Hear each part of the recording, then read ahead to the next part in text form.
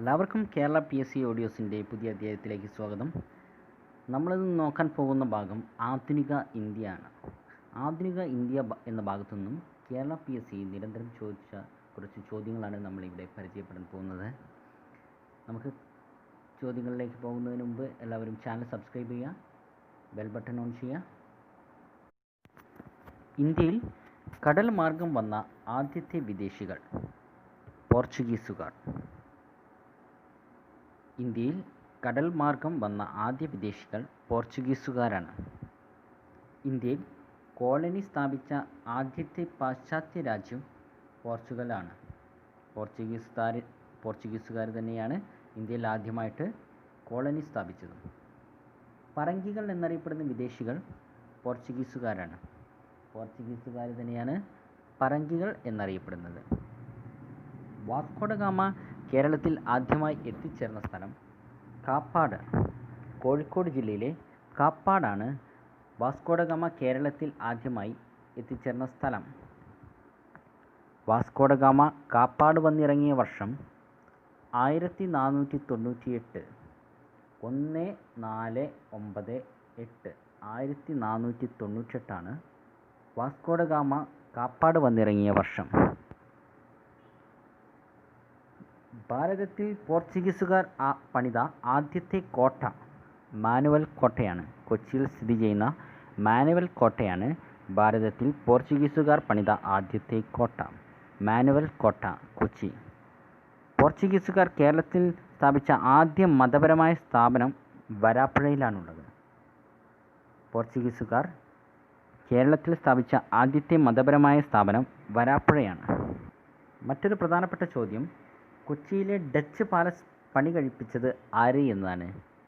കാരണം Dutch palace പണി കഴിപ്പിച്ചത് പോർച്ചുഗീസുകാരാണ്. പോർച്ചുഗീസുകാരാണ് കൊച്ചിയിലെ ഡച്ച് പാലസ് പണി കഴിപ്പിച്ചത്. ഡച്ചുകാരല്ല, പോർച്ചുഗീസുകാരാണ് കൊച്ചിയിലെ ഡച്ച് പാലസ് പണി കഴിപ്പിച്ചത്. അതുപോലെ കൈതച്ചക്ക, പപ്പായ, കശുവണ്ടി എന്നിവ ഇന്ത്യയിൽ കൊണ്ടുവന്നത് പോർച്ചുഗീസുകാരെയാണ്. കൈതച്ചക്ക കൊണ്ടുവന്ന വിദേശികൾ ആരാണ് എന്നൊക്കെ ചോദിക്കാം. കൈതച്ചക്ക, പപ്പായ, കശുവണ്ടി എന്നിവ ഇന്ത്യയിൽ കൊണ്ടുവന്നത് പോർച്ചുഗീസുകാരാണ്. പോർച്ചുഗീസുകാർ കൊണ്ടുവന്നാണ് കൈതച്ചക്ക, പപ്പായ, കശുവണ്ടി. ഇന്ത്യയിൽ പോർച്ചുഗീസ് സാമ്രാജ്യത്തിൻ്റെ സ്ഥാപകൻ അൽഫോൺസ ഡി അൽബുക്കർക്കാണ്. ഇന്ത്യയിൽ പോർച്ചുഗീസ് സാമ്രാജ്യത്തിൻ്റെ യഥാർത്ഥ സ്ഥാപകൻ അൽഫോൺസ ഡി അൽബുക്കർക്കാണ്. അൽഫോൺസ ഡി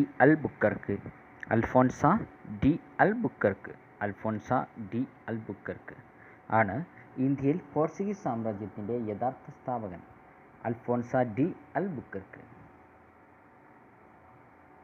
ഇന്ത്യയിലെ ആദ്യത്തെ Portuguese viceroy Francisco de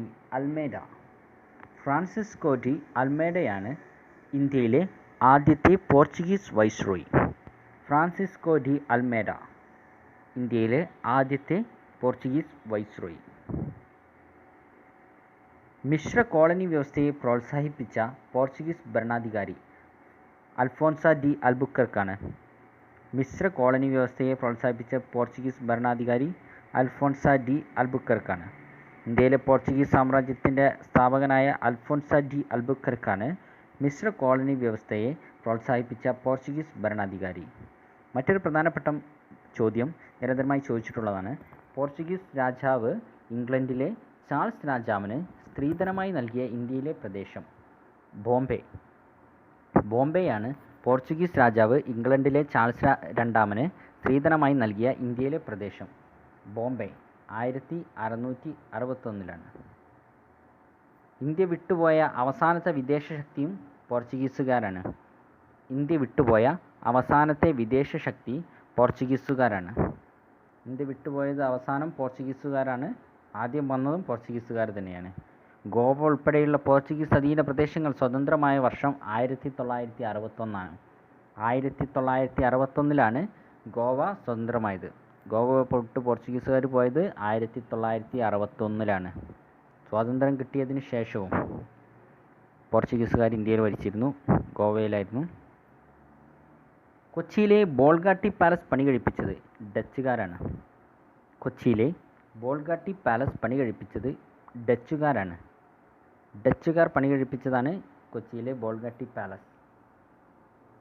French east India company സ്ഥാപിതമായത് 1664 1664 ഫ്രഞ്ച് ഈസ്റ്റ് ഇന്ത്യ കമ്പനി സ്ഥാപിതമായത്.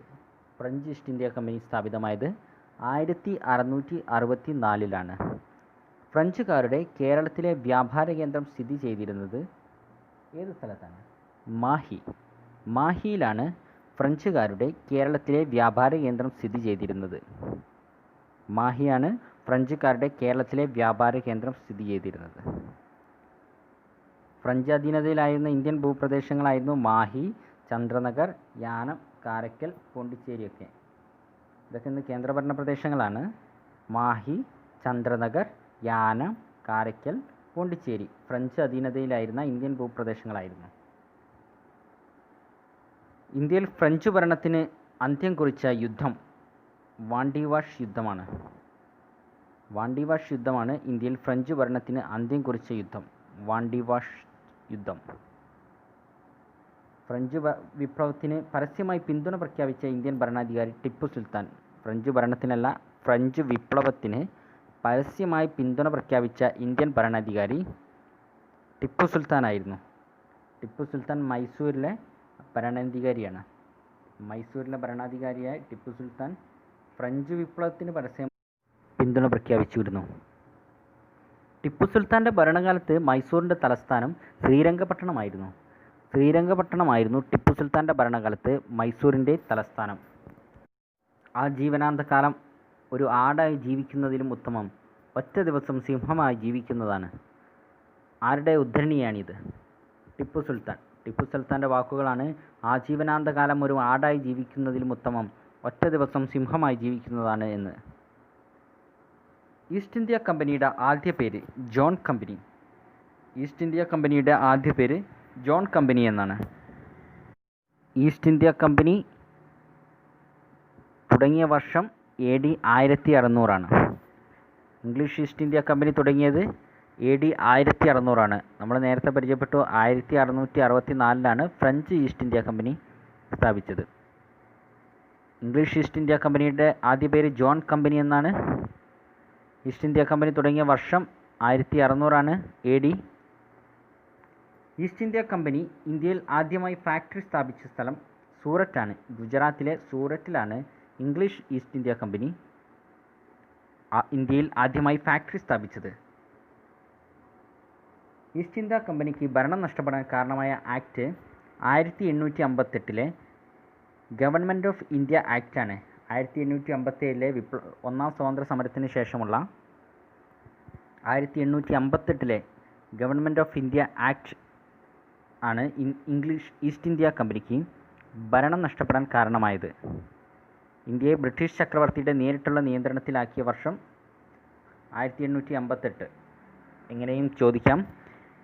1858 ഗവൺമെൻറ് ഓഫ് ഇന്ത്യ ആക്ട് പ്രകാരമാണ് ഇന്ത്യയെ ബ്രിട്ടീഷ് ചക്രവർത്തിയുടെ നേരിട്ടുള്ള നിയന്ത്രണത്തിലാക്കിയത്.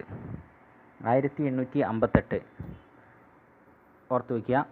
ഒന്നാം സ്വാതന്ത്ര്യ സമരം നടന്ന വർഷത്തിൻ്റെ നെക്സ്റ്റ് വർഷമാണ് 1858. 1858 ആക്ടിൻ്റെ ഫലമായി ഇന്ത്യയുടെ ഭരണാധികാരിയായ ബ്രിട്ടീഷ് രാജ്ഞി വിക്ടോറിയ രാജ്ഞിയാണ്. വിക്ടോറിയ രാജ്ഞിയാണ് 1858 ആക്ടിൻ്റെ ഫലമായി ഇന്ത്യയുടെ ഭരണാധികാരിയായ ബ്രിട്ടീഷ് രാജ്ഞി. വിക്ടോറിയ രാജ്ഞിയെ ഇന്ത്യൻ രാജ്ഞിയെ പ്രഖ്യാപിച്ച വർഷം 1877.